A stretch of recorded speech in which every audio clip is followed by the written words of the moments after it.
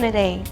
Today is another segment of Sassy Fitness Empowerment Fridays, where I will empower you with great information and tips to get you to your day-to-day lives.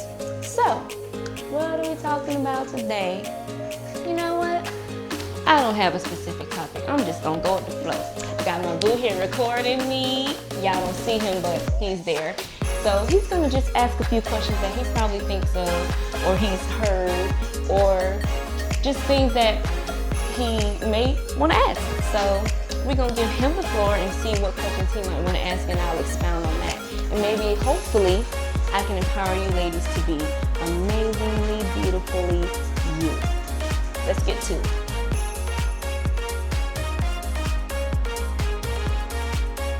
So, question number one, what we have, boo? So I only have one question, but it's a long one. Okay. One of the questions that was asked me during my speech was, where do you start? And for those who want to start changing their eating habits, like where do you start? Where would you suggest someone start?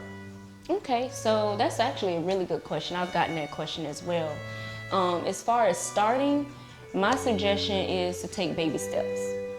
A lot of people think that they have to dive right in and just completely cut things out cold turkey. No, if you have the momentum to do that, if you have the motivation and the willpower to do that, by all means, go for it. I'm one of those who have that willpower to just do it. If I say I want to do something, I'm just going to do it and I'm going to stick with it. Another thing that I suggest is don't make a change that you're not willing to make a complete change, or you're willing to make a lifestyle or permanent change. And what I mean by that is, a lot of times people will say, oh, I'm gonna cut out meat for this amount of time, or I'm gonna cut out red meat or bread for this amount of time. My suggestion is don't do that. Find an equal balance.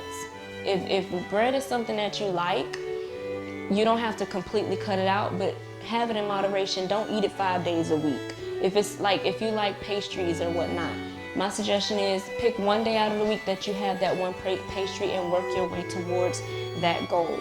Always take baby steps. If you're one that needs to practice portion control, because we have so many different people with so many different stumbling blocks. What may be a struggle for one may not be a struggle for another, but either way, you find what works for you. If your struggle is portion control, then try to measure and say, okay, I had a friend who made a comment that her grandmother only fixes what she can fit on a saucer. And a saucer is like a small round plate.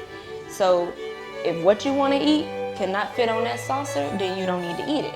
And that doesn't mean pile it either. Like, be realistic in your goals. By being realistic, you need to make sure that this is something you're really ready to change. I'm not saying you have to eat salads every day. I'm not saying you have to eat, vegetables all day, every day, throughout the day.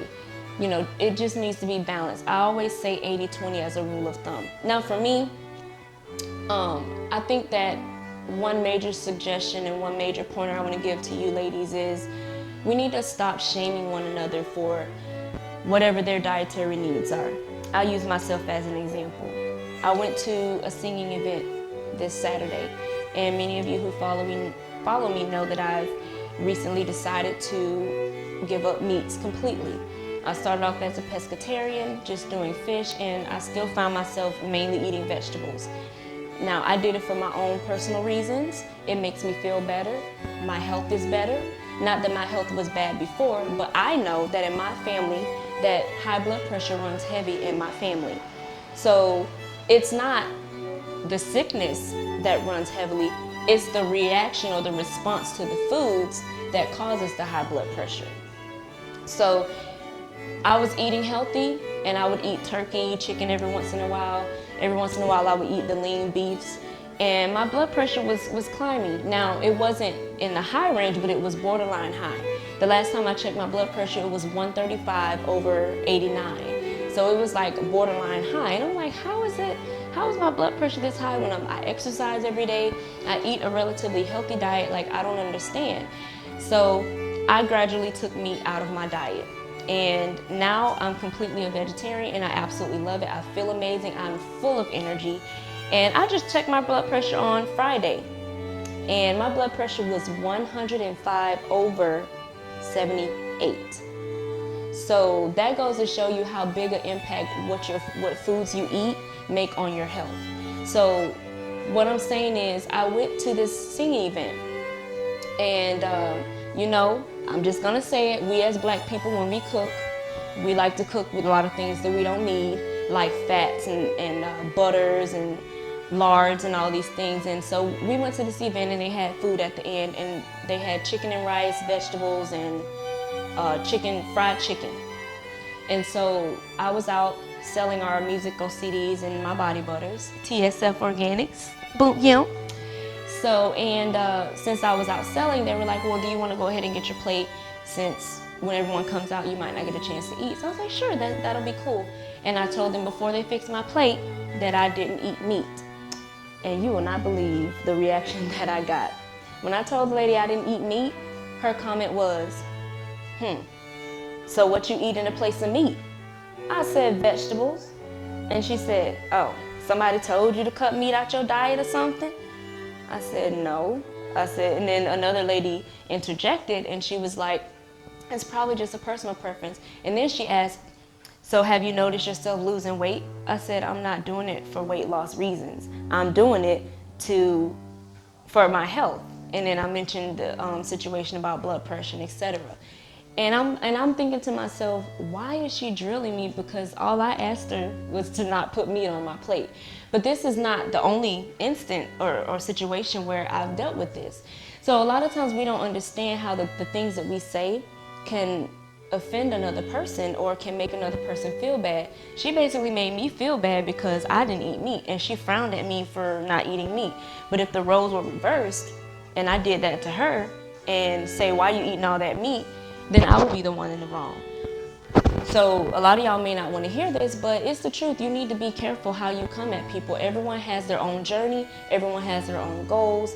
And to answer the question about how do you get started, just think about what it is that you know that's affecting your health and step back from it.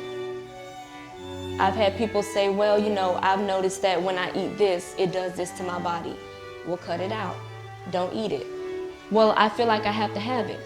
My thing is, if you can't make a full change, like I said in the beginning, if you can't commit to fully changing it, don't change it at all. Just reduce the amount that you eat. So that's all I got to say on that. Got any other questions for me? That's it for now? All right. Well, ladies, I hope that I gave you some great information on how to start your journey. Always remember that it's your personal journey. It's nobody's journey but your own. Don't let anyone make you feel bad. Me being in the fitness profession, you'll be amazed at the amount of comments I receive. And thankfully, I have a thick skin and I just kind of let it roll off. But a lot of times I'm thinking like, are you really serious right now? So just please remember, whatever your journey is, whatever your goal is, it's yours. It's be uniquely you. All right, ladies. Until next Friday, Chiquita Nicole Sassy Fit is out.